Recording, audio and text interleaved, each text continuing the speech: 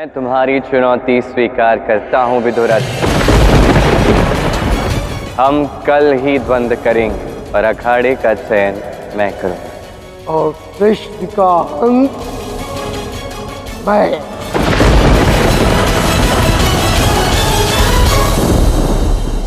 भ्राता ये क्या कर रहे हैं? जब उन्हें ज्ञात है कि आपका वर विदुरथ के साथ है, वो कभी मल्ल युद्ध में परास्त हो ही नहीं सकता, तो भ्राता ने ये चुनौती स्वीकार ही क्यों की? क्योंकि वो कृष्ण है। जब इस समस्या से निकलने का और कोई विकल्प उन्हें नहीं दिखा तो मेरे आराध्य ने वही किया जो उनका धर्म है। वैसे तो वो हर धर्म संकट में मार्ग खोज ही लेते हैं, तो यहाँ नहीं खोज सकते थे? वो जानते हैं कि महादेव का वर सर्वशक्तिशाली है, विदुरथ की जीत निश्चित है। यदि महादेव का वर महाशक्तिशाली है तो मेरे आराध्य श्री कृष्ण का विवेक अथाह है। मुझे पूर्ण विश्वास है कि मेरे आराध्य की ये लीला अविस्मरणीय होगी।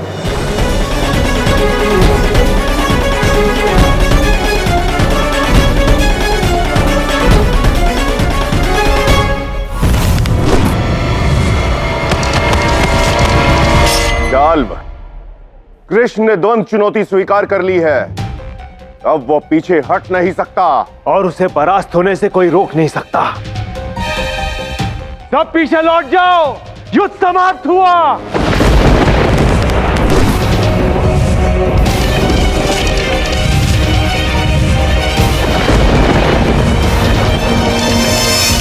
सेनापति जी, वो तो हार मानकर पीछे लौट रहे हैं। ये युद्ध समाप्त हुआ।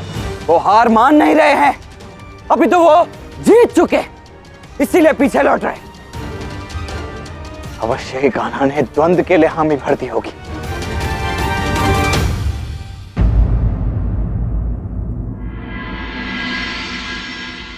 क्या है ये? तुम्हारे लिए एक उपहार। कृष्ण, मुझे उपहार नहीं, उत्तर चाहिए। समस्त संसार को ज्ञात है कि कृष्ण बुद्धि और शक्ति से प्रवीण है, फिर वो असुर विदुरथ, उसका ऐसा साहस कैसे हुआ तुम्हें चुनौती देने का? हाँ कृष्ण, हो ना हो उसके पास अवश्य ही कोई विशेष शक्ति है जो वो हमें बता नहीं रहा है। मैं जानता हूँ वो क्या है।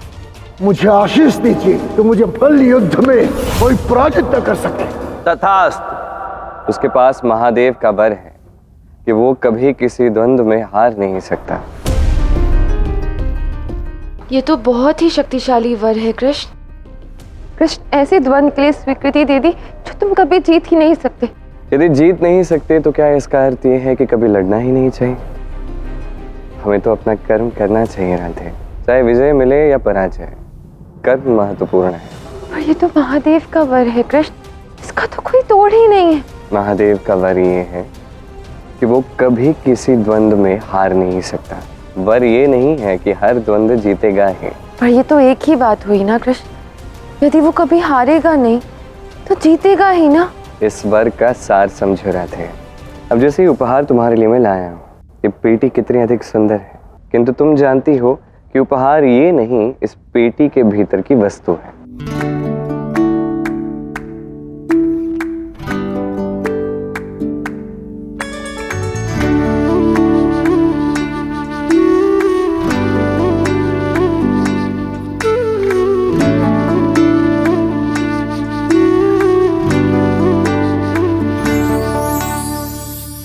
तो बहुत ही सुंदर है कृष्ण। जैसे इस पेटी से ये सुंदर मोती निकला, उसी प्रकार महादेव के वर के भीतर छिपा सार समझो रहा था, तभी ज्ञान का मोती मिलेगा। मुझे समझ नहीं आ रहा कि होगा कैसे। इसलिए तो मोती दिया है तुम्हें। ये मोती मन को शांत रखता है। जब तक ये द्वंद्व चलता है तब तक धैर्य रखो रहा था, मन को शांत रखो।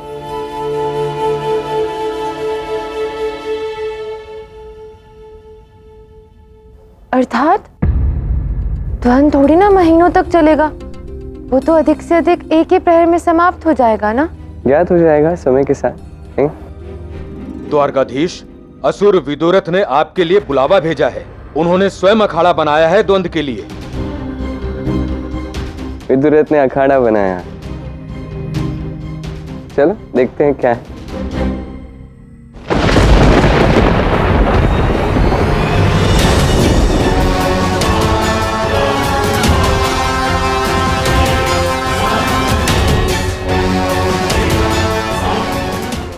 कृष्ण आओ, देखो कितना बड़ा, कितना विशाल अखाड़ा है ये।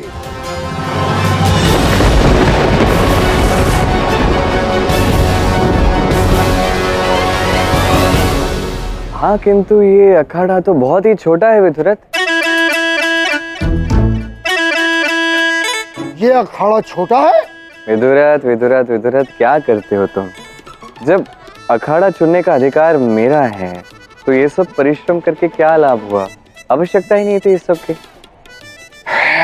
भव्य द्वंद्व है विदुरथ, सब भव्य होना चाहिए। अच्छा तो ठीक है, इसे 2 गुना कर दो, 4 गुना कर दो। अरे तो कितना बड़ा अखाड़ा चाहिए तुम्हें? सब ही भूमि गोपाल की।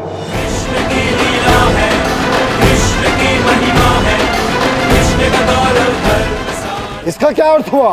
ये सारा संसार कृष्ण का लीला क्षेत्र है, प्रेम क्षेत्र है, द्वंद्व क्षेत्र है। ये समस्त संसार मेरा अखाड़ा है विदुरथ। मैं जहां चाहूं वहां द्वंद्व लड़ सकता है। यदि तुम यही चाहते हो तो यही से सारी पृथ्वी तुम्हारा अखाड़ा होगी। तुम जहां चाहो मैं वहां लड़ूंगा और मैं वहीं तुम्हें परास्त करूंगा। मुझे केवल तुमसे हारना नहीं है विदुरथ, और ये संभव है। इसका क्या अर्थ है? यदि तुम मुझसे जीतोगे ही नहीं तो हारोगे ही ना। जब द्वंद्व होगा सब ज्ञात हो ही जाएगा। क्यों? आओ बंद करते हैं। मार्ग है ये धर्म का, कृष्ण के सुकर्म का। हार जीत पुण्य पाप, मोह त्याग भय मिला, सर्वनाश हो अधर्म का। सत्य कहूं तो अभी नहीं विदुरथ, अभी मुझे थोड़ी निद्रा आई है। तो मैं क्या करूं?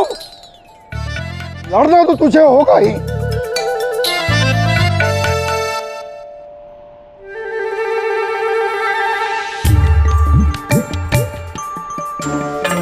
देखो सूर्यास्त हो रहा है, अब ऐसे में तो द्वंद्व हो नहीं सकता। एक कार्य करते हैं, तुम भी जाओ विश्राम कर लो, मैं भी जाता हूँ विश्राम कर लेता हूँ। कल प्रातः के सूर्य की पहली किरण के साथ हम द्वंद्व आरंभ करेंगे। मेरे पास भी कोई विकल्प नहीं, किंतु कल का दिवस तुम्हारे द्वारिकाधीश होने का अंतिम दिवस होगा। कल मेरा प्रतिशोध पूर्ण होगा, मेरी प्रतीक्षा का अंत होगा।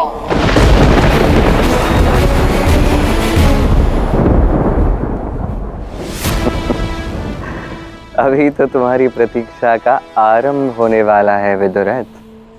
कल तुम्हारे साथ क्या क्या होने वाला है तुम्हें इसका कोई अनुमान नहीं है, किंतु एक बात है, बड़ा आनंद आने वाला है।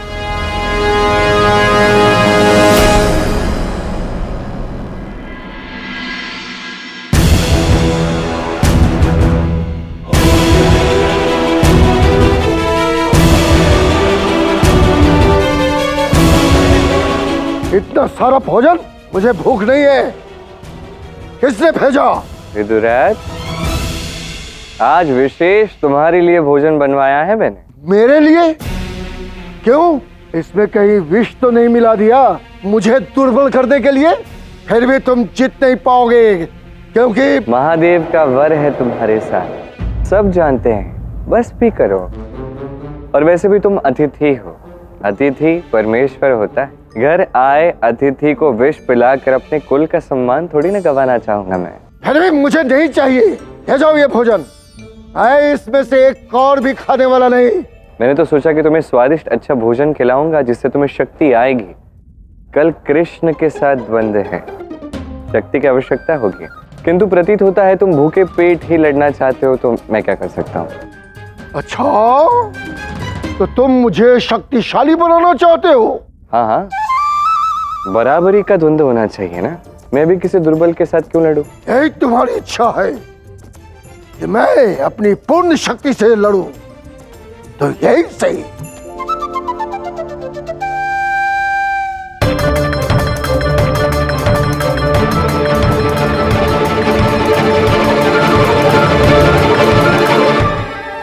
मूर्ख है वो कृष्ण जो अपने शत्रु की सहायता कर रहा है। मैंने सुना है जब से मैंने भोजन नहीं किया तुम भी भूखी हो। थोड़ा भोजन ग्रहण कर लो। मेरी भूख भोजन से नहीं मिटती है, इस विचार से मिटती है कि कृष्ण का पेट भरा हुआ हो। अगर कृष्ण ने कुछ नहीं खाया तो मैं भी नहीं खा सकती। ये तो अनुचित है राधे। देखो मैं भोजन नहीं कर रहा हूँ, उसके पीछे कोई ठोस कारण है। तो कारण ही बता दो ना पहले कृष्ण। कारण तो मैं बता नहीं सकता, किंतु हाँ इतना अवश्य कह सकता हूँ कि कल मैं अच्छे से भोजन करूंगा। तुम एक काम करो, ये सभी व्यंजन, ये सारा भोजन जो बना हुआ है, इन्हें एक पोटली में बांध दो। पोटली में बांध दो? क्यों? तुम महल में भोजन ग्रहण नहीं करोगे? तुम एक काम करना, अपने लिए भी एक पोटली में भोजन बांध लेना। कृष्ण तुम कहना क्या चाह रहे हो? हमें गोपियों के गांव जाना है राधे। मार्ग में भूख लगेगी तो भोजन की आवश्यकता तो होगी ना। किंतु कल तो तुम द्वंद्व करने वाले हो ना, तो फिर कल गोपियों के वहां कैसे जाएंगे हम? वो सब कृष्ण पे छोड़ दो। अब एक कार्य करो, कृष्ण के मन के शांति के लिए थोड़ा भोजन ग्रहण कर लो राधे। कृष्ण से पहले नहीं, क्योंकि प्यास प्रेम की हो या पेट की, कृष्ण से ही मिटती है।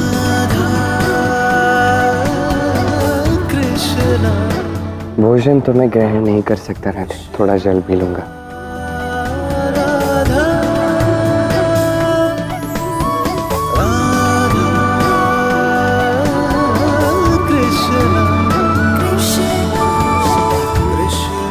अब प्रेम की और पेट की दोनों की प्यास बुझ गई। धन्यवाद। अब तुम विश्राम करो, कल तुम्हें बड़ा परिश्रम, बड़ी मेहनत करनी है। मुझे मेहनत करनी है? कैसे?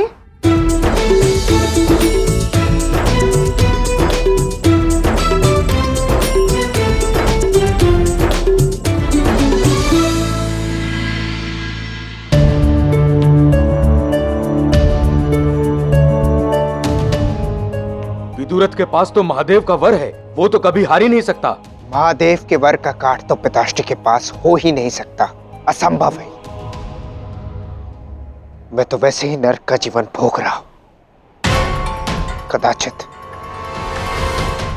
पिताश्री की पराजय देख लो तो एक क्षण के लिए तो मुझे स्वर्ग की अनुभूति हो जाए, क्योंकि अब वासुदेव जी कृष्ण की पराजय निश्चित है।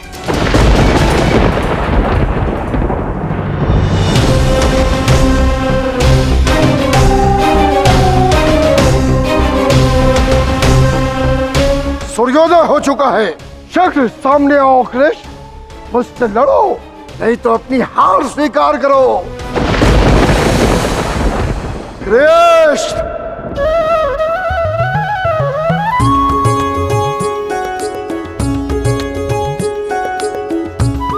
राधा मिठाई भी डाल देना, अत्यधिक मिठाई डाल देना, और थोड़ी और पूरी ले लेना, चावल भी। कृष्ण क्या कह रहे हो ये? तुम द्वंद्व के लिए जा रहे हो या वन विहार के लिए? शीघ्र ही ज्ञात हो जाएगा। सत्यभामा, चावल और पूरी अच्छे से बांध दिया है ना? जी श्री कृष्ण, परंतु मेरी समझ में ये नहीं आ रहा है कि आपको द्वंद्व से अधिक भोजन की चिंता क्यों है? तुम बस इतना समझो कि तुम्हें और सबको द्वारका का ध्यान रखना है। मेरी अनुपस्थिति में दाऊ ही द्वारकाधीश है। कृष्ण आया नहीं अभी तक, भाग गया है क्या भगोड़ा?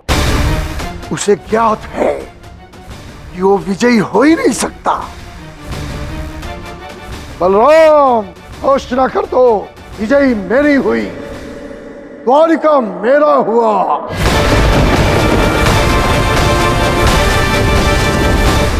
ये क्या, तुम यहाँ बैठी हो और उधर आराध्य के द्वंद्व का समय हो चला है, देखोगी नहीं क्या?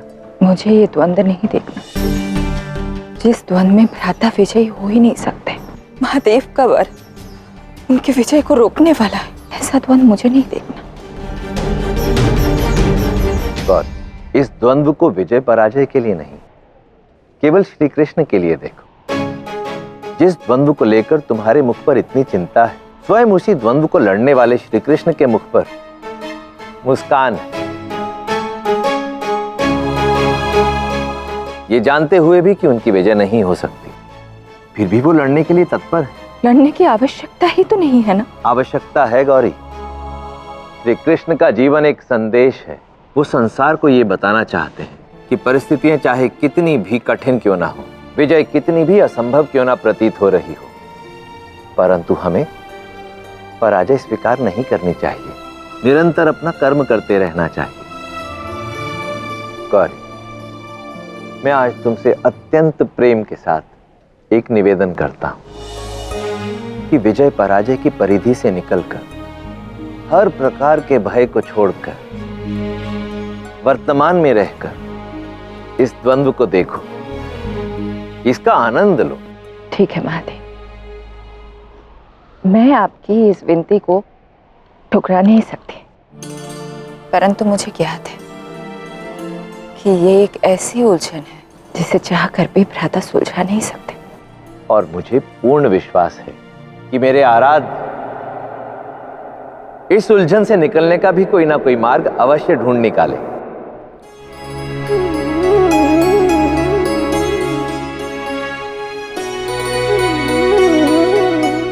राधा, द्वारका सेतु की ओर चलना आरंभ कर दो, मैं तुमसे वहीं मिलूंगा। तो क्या द्वंद्व इतनी शीघ्र समाप्त हो जाएगा? समाप्ति का तो मैं नहीं कह सकता, किंतु हाँ, प्रारंभ अवश्य हो जाएगा। कहाँ रह गए हो तुम कान्हा? आ क्यों नहीं रहे? अब मुझे ही जाकर देखना होगा। जाओ बलराम जाओ, ढूंढ लो, नहीं मिलने वाला वो रण छोड़। दाऊ, मैं यहाँ हूँ।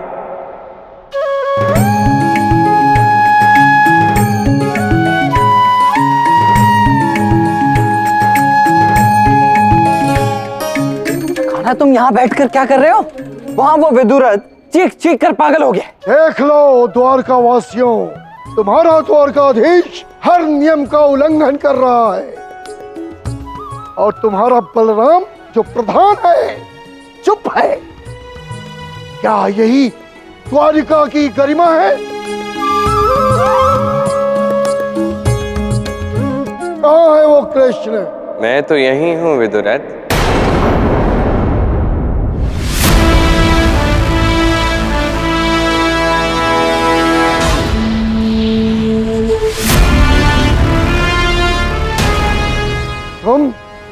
तुम कब आए?